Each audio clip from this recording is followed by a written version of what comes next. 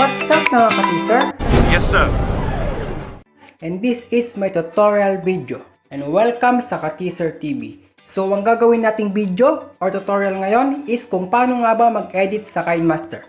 So itong tutorial na to is request po ni Gerald Takot at ni Lander Basilio. So mga pre, ito na yung mga request nyo ha. Sana panoorin nyo hanggang dulo para hindi kayo maguluhan o hindi kayo mahirapan sa aking gagawin na video. So wag yung skip kung ano yung naumpisa nyo, tapusin nyo hanggang dulo. Kung gusto nyo matutunan to. And sa mga interesado pa po sa aking YouTube channel, sa aking mga video tutorial, is make sure na subscribe ka na sa ating YouTube channel and i-hit mo na rin po ang notification bell para mas lagi ka updated sa mga bago kong tutorial na video. So paano nga ba mag-download ng KINEMASTER?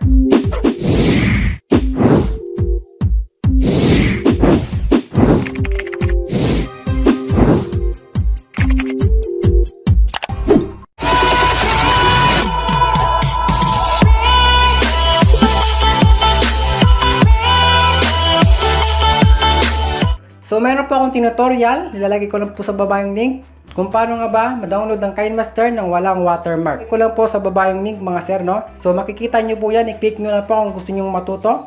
Yan, kapag naka-download na po kayo ng KINEMASTER, ay saglit lang po. Kasi pa mag-download po kayo ng KINEMASTER sa Play Store.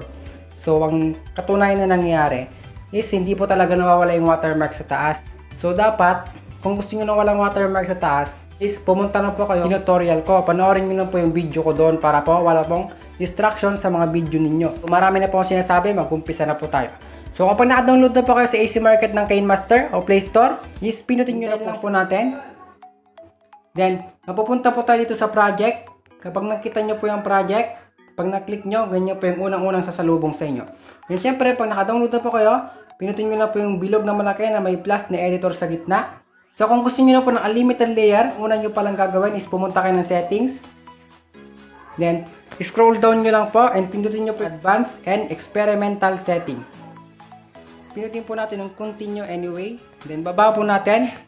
I-check po natin tong unlimited video layer mode. So kapag na-allow nyo po yan, is back na po tayo. Pumunta na po tayo sa plus na may bilog, na may video editor sa gitna. Then kapag napindot nyo na po yan, pumunta na po kayo sa 16.9. So, ang first step po na gagawin natin is itong media. So, ano nga bang gamit ng media? Ang gamit ng media is dito po natin kukunin yung mga video natin or pinilm at kinuha nating mga video. So, kung ready na po kayo mag-edit, umpisahan na po natin to. Click lang po natin ang media. Then, kapag na-click na po natin ang media, is pumili lang po tayo ng ating video na gusto nating i-edit. So, step 1, pumili po ng video na ating i-edit. For example, itong video na aking ginawa, in-screen recording ko lang siya. Then, i-type nyo lang po or i-click nyo lang po siya. Automatic po na may lalagay na po siya sa inyong media. Then, check nyo lang po siya. So, ang step 2 natin is kung paano nga ba natin i-cut or guntingin or tanggalin yung mga ayaw nating video sa ating ginawang tutorial. So, ganyan, kalikutin nyo lang po kung saan pa pagkakamali nyo dyan. Pindutin nyo po yan. Pag napindot nyo na po, is makikita po natin yung gunting sa taas.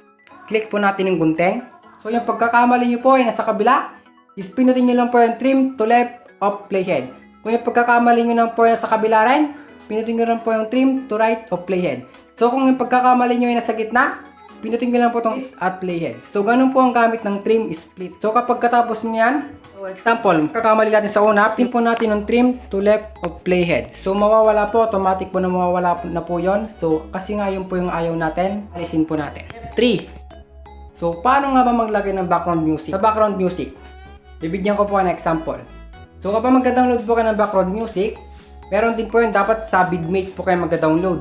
Then i-search nyo po ang no copyright music for vlogging or for YouTuber. So mamimili lang po kayo doon. Doon po kayo mag-download. Kasi pag kumuha po kayo ng mga sikat na song, is pwede po kayong makopyright. And pwede rin po kayo makopy strike na ninakaw nyo po yung kasi kayo na po ninakaw po yung YouTube nyo. Ano na po reaction nyo? Pinaghirapan nyo po tapos nanakawin nyo. Kaya para di po mahalata, i-search nyo lang po yung no copyright for YouTuber or for vlogging. So kapag na-search nyo na yun, na-download nyo na yun, pinutin nyo lang po yung audio. Then, pag naka-download na po kayo ng music, is pinutin lang po natin yung music na gusto natin. So, example, tong royalty free happy background. Pindutin lang po natin yung plus, i-add po natin yan. So kapag naglalagay po tayo ng background music, is dapat mas malakas po yung boses natin kaysa sa background. Kasi ano naman pong silbi ng kasalita-salita mo dyan, kagana-gana, effort, kalakas-lakas ng bunganga mo kung mas malakas naman yung background, di ba? Mag-isip ka, pre. Yes, So, sir. kapag gawa mo na yan, pinutin lang po natin tong background music. Then dapat, nakalimit lang po yan, dapat nasa 10 lang po yan or pababa, 10 hanggang 15, hanggang doon lang po. Pag nakuha nyo na po yan, check mo na lang po. Then, dapat ganito po yung music o yung lakas na inyong maririnig. And this is my tutorial video. So, ang aking tutorial lang gagawin, kung mahilig ka mag-edit, or ikaw isang vlogger, ikaw ay nag-umpisa pa lang sa YouTube, is panoorin mo na itong video na aking gagawin. So, ganun po yung silbi ng background music. Hindi po mas malakas yung background music, tatandaan nyo po yan. So, kapag na-download nyo na po yung music, is i-add nyo na po siya.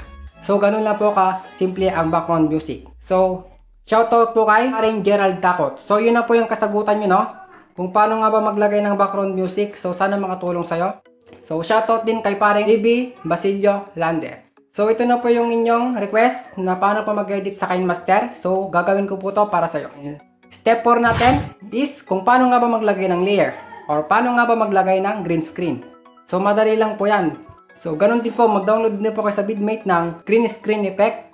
Then, nilagay nyo po yun sa inyong layer. Download nyo na po yun, is pinutin nyo lang po yung layer. Then, pag napindot nyo na po yung layer, pinutin lang po natin yung media. So, pag napindot nyo na po yung media, hanapin nyo po yung green screen na inyong dinownload. For example, lalagay po natin yung subscribe button. So, paalala po, kung masusundan nyo itong video, subscribe na po kayo. And hit nyo na rin po notification bell. So, kapag katapos nyan, scroll down lang po natin, dahan-dahan, at makikita po natin yung chroma key. So, itong chroma key na to, dito po natin paalisin, tatanggalin yung background niya. So, ayun po yung alisin natin. Enable lang po natin siya. And kapag na-enable na po siya, automatic na wala po yung green. So, i-piesto nyo lang po siya or ilagay nyo po kung saan nyo gusto. I-click lang po natin siya. Then, ibaba po natin para po mas maganda. So, ganun po ang pag-edit ng green screen effect. So, step 5. Paano nga ba maglagay ng text sa inyong video? So, madali lang po yun.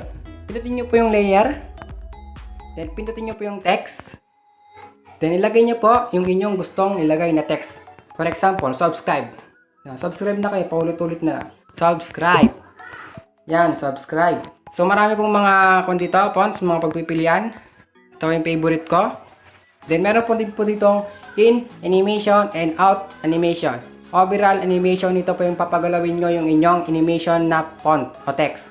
So, yung in animation po is pop. So, ayun po yung favorite ko and yung out animation. So, ito po yung favorite ko dyan. Yan, pag ganyan, pabalik. Then, paano nga ba maglagay ng background music sa inyong text na ginawa? Madali lang po yan. Mag-download na po kayo sa Vidmate. Then, pag na-download nyo na po sa Vidmate, is ilagay na po natin dito. Pindutin lang po natin yung audio. And pindutin lang po natin yung ating ilalagay na background music. For example, lagay lang po natin tong sound FX. So yan, itapat nyo lang po siya sa inyong ginawang text. Then kapag nagawa nyo na po ang inyong text, is ganyan na po ang gagawin. This is my tutorial video. So ang aking tutorial lang gagawin. So ganun nga po, no? So pag nakalagay na po kayo ng background music o effect, is mag-focus na tayo sa ating susunod na step. So step 6, kung paano nga ba maglagay ng brush effect sa inyong mga ginawang video. So ano nga bang brush effect? Ito po yung example na kapag meron kayong pinopokus na isang bagay na hindi makita ng inyong mga viewers o isang manonood, is i-brush nyo lang po siya. For example, ganyan, itong YT Studio, is click nyo lang po kung gusto nyo po panoorin o gawin itong tutorial. So ganun po ang silbi ng brush effect. So kapag na gawa nyo na po yung brush effect, is punta nyo lang po siya sa inyong ginawang o isakto nyo lang po siya sa inyong inuturong hindi makita ng inyong manonood. So ganun po ang silbi ng brush effect. So step 7. So itong step 7 is paano nga ba maglagay ng sticker. Pindutin lang po natin yung overlay. May mga free po sila dito. Kasi po dinownload ko po siya sa AC Market. So kapag dinownload nyo po siya sa Play Store, wala po siyang mga free or di po naka-open yung mga unlimited lock mode niya. So hinahanyayaan ko po kayo na kung gusto nyo po talagang i-download tong KINEMASTER ng libre, is pumunta po kayo sa aking video. I-send ko lang po yung link sa baba para po mas matutunan ninyo yung video. So, pili lang po kayo ng sticker na inyong lalagay. Kunyari na in-love kayo sa video, is pindutin nyo lang po yon. Then kapag napindot nyo na po yon, i-piesto nyo lang po siya. So kapag na-piesto nyo na po siya, is ilagay nyo lang po sa may gilid. Huwag nyo pong lalagay sa inyong video. So, sana po naintindihan nyo itong ginagawa ko kahit napakabilis na ng bunganga ko. So, ganyan po, no? So, Sana nga po may natutunan kayo sa aking video. Sa dalawa kong pare yan na nag-request ng video na ito. So, ginawa ko to para sa inyo and sana panoorin nyo ang dulo. So, kung nakagawa na po kayo ng video, paano nga ba mag-export o paano nga ba natin i-save sa ating gallery? So, madali lang po. Pindutin po natin yung parang share sa gilid. Then, kapag sinare po natin yan, pindutin lang po natin yung export. Then, kapag napuno na po yan, is automatic na nakakuan na po sa gallery yan. So, sana po may natutunan kayo sa aking video. So, isasend ko nga po pala yung link sa baba ng AC Market para po doon nyo na lang po i-download yung KINEMASTER. So, yung KINEMASTER na po yun is malaki po talaga yung mga katulong sa inyo. Unlimited layer, mode unlock, free sticker, free music. Then, marami pong layer talaga. Umabot siya ng 20. Patong-patungan niya. Kasi sa power director po, ang po doon 3 layer lang po. 2 layer lang po ang gusto niya. So, dito, unlimited layer po itong KINEMASTER. Madali pong gamitin. Basta po natutunan nyo po itong ginawa ko, mas madali po siyang gamitin, no? So, maraming salamat sa panonood. Kung umabot ka dito, is tatandaan mo itong sinabi ko. Na pag gusto mo mag-download ng KINEMASTER, i-download nyo po siya sa AC Market. So, isa-send ko na lang po yung link sa baba. Paulit-ulit na lang ako. So, hanggang dito na lang po tayo. Maraming salamat sa panonood. Kung gusto mo magpa-shoutout, comment below at sabi ng hashtag pa-shoutout, hashtag KATIZER. And kung meron po kayong suggestion app, mga katanungan kayo, comment below lang po at sasagutin natin yan for my next tutorial. At gagawin ko yung video na app ng inyong gusto. Video na nahihirapan kayo. Pag-aaralan ko po yan para po may video ko sa aking tutorial. Para sa inyo mga sir. So, sana po i-share nyo po sa mga relatives nyo, sa mga friends nyo, para makatulong din po itong video na ginawa ko. So, hanggang dito na lang po tayo. Subscribe my YouTube channel. What's up mga sir? Bye!